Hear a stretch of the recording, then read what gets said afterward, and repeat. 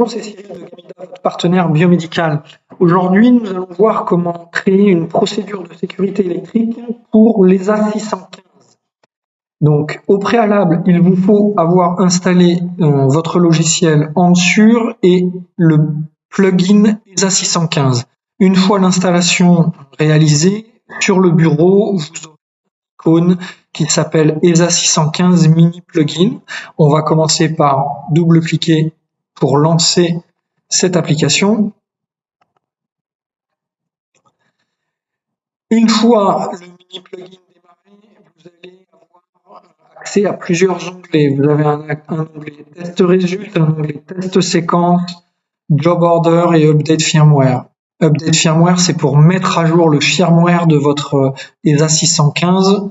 C'est pas l'objet du jour. Si je veux créer une nouvelle séquence, je vais dans les tests séquences et je fais créer. Le logiciel Ansure démarre et vous arrivez dans un environnement que vous connaissez qui est celui du logiciel Ansure. Pour pouvoir créer une procédure de sécurité électrique, je vais procéder de la même manière que pour un ESA 620. Je vais aller dans la bibliothèque, dans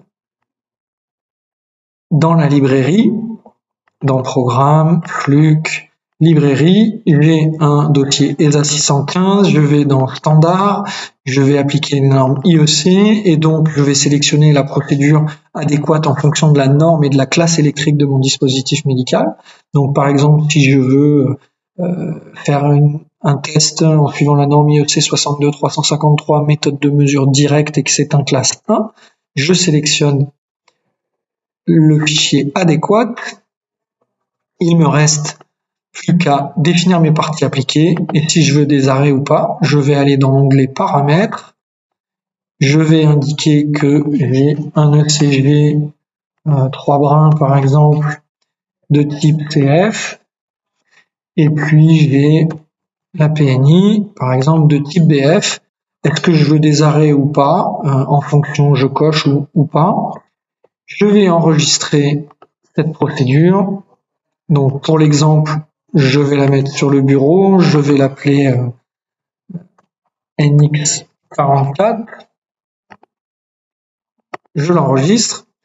Une fois ma procédure enregistrée, en fait, il me restera plus qu'à l'envoyer à l'ESA 615. Pour cela, je vais prendre mon ESA 615, le câble USB, le connecter à mon PC et je vais aller chercher le fichier que je viens de créer.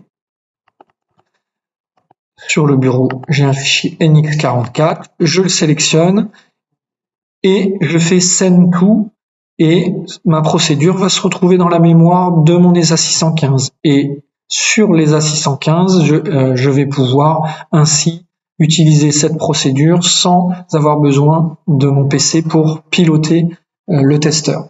Voilà, je vous remercie. Si vous avez des questions, n'hésitez pas à revenir vers nous et puis on se retrouve très bientôt dans une nouvelle vidéo.